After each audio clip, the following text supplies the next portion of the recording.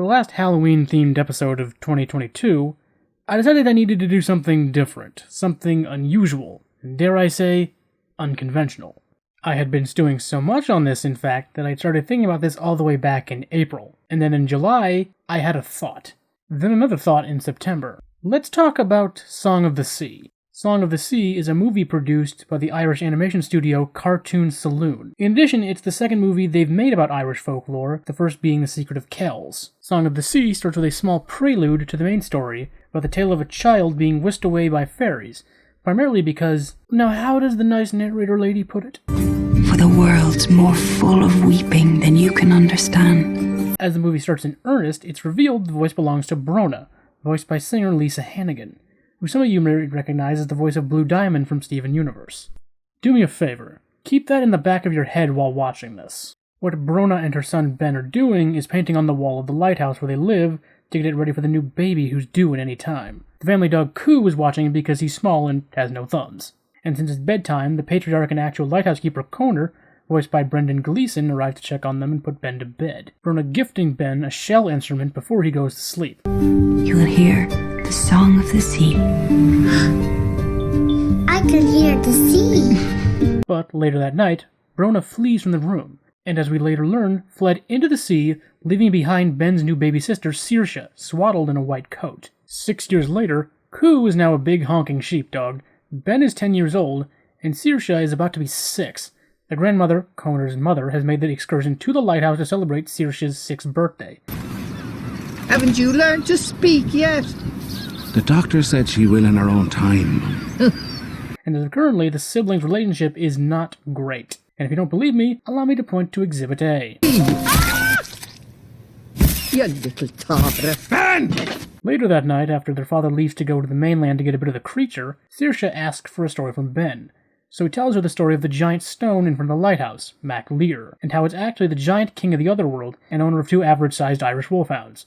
Mac Lear was turned to stone by his own mother Macha, the Owl Witch, and more importantly, Mac Lear is but the prelude to Macha's machinations. To this day, all the fairies are afraid to come out on Halloween night, because if they do, Macha's elves will find them and take their feelings and turn them to stone. A little later in the dead of night, Saoirse, after seeing some light orbs, follows them to a closet where she finds a glowing chest and opens it to reveal the white coat she came into this life with inside. Putting it on, she follows the orbs to the shore and jumps into the water, revealing that Saoirse is a Selkie.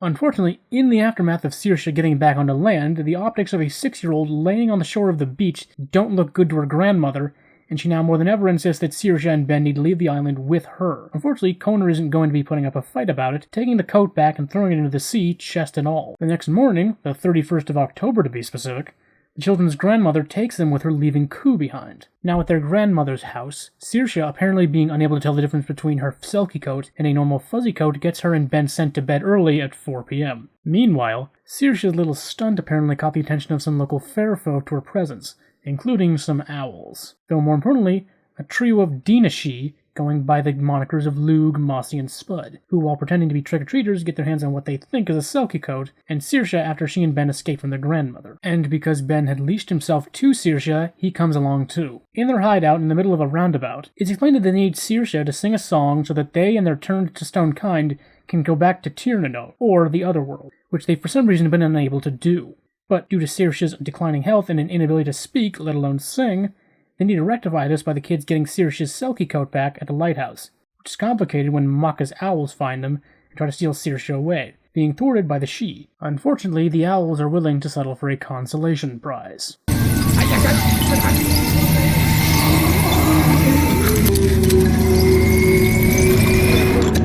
Doing the only thing they can think of, boarding a bus back to the lighthouse, only getting off early because Saoirse just had to follow those orbs again. Luckily, it leads them to Coo, who, being a big sheepdog, was able to swim to the mainland through sheer loyalty. Obviously, good boy. They continue to perambulate across the Irish countryside, stopping due to the rain to take refuge in, I want to say, a prayer area, surrounded by stinging nettles. While waiting this out, Saoirse disappears, but what she disappears into is the real problem. Come up! She's not coming up! Ben and Coo dive in after her, getting separated, with Ben floating all the way to another of the Sidh, the great storyteller, who with each hair tells a story. And when he chooses to show Ben is the story of Mac Lear again, contextualizing that Maka turned her son to stone to cease his crying, which threatened the world with flooding, clearly being construed as more of an act of cruel mercy. A giant being that cries over extreme grief with other people in their life trying to put an end to it. Now, where have I heard that before? And just so we're clear, the episode introducing Blue Diamond came out in 2017. Now, I'm not saying anything, but I'm also not saying nothing. Anyway, the storyteller gives Ben the hair that should lead him to Saoirse. Along the way, Ben is shown what happened with his mother.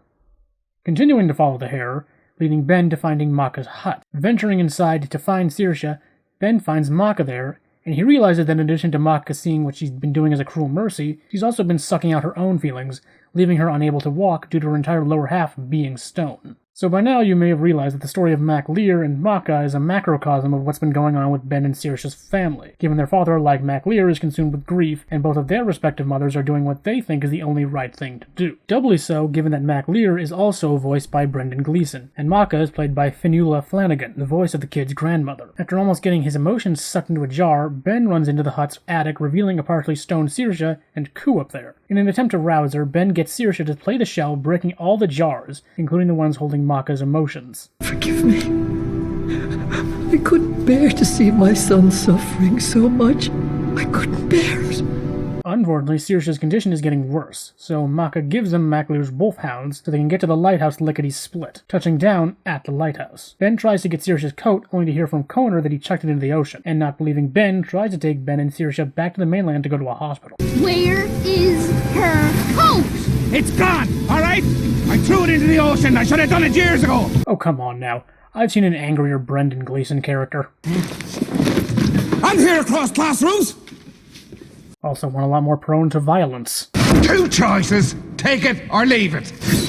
For reasons that we as the audience know, Ben has to defy his dad on this one. Luckily, some helpful pinnipeds notice the commotion and help Ben down to the seafloor to retrieve the coat, truly codifying seals as the doggies of the sea, even letting the family use them to head towards the closest bit of dry land, Mac Lear, who based on appearances, appears to be in the middle of being used as a seal rookery. So, moment of truth time. Can Saoirse sing the Song of the Sea to send all the she back to Tir na Nog?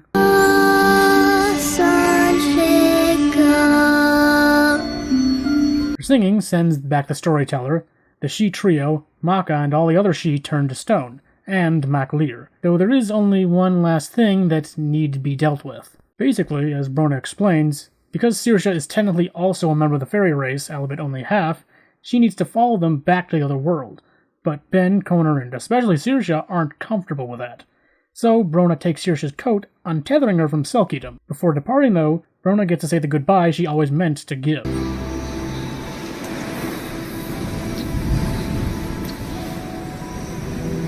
Sometime later, the family, including a now verbal Saoirse, Ben, Dad, come on quick! have come together as a family to celebrate Ben's birthday, and what better way to illustrate that than a good old-fashioned family laugh accompanied by the ferryman for some reason.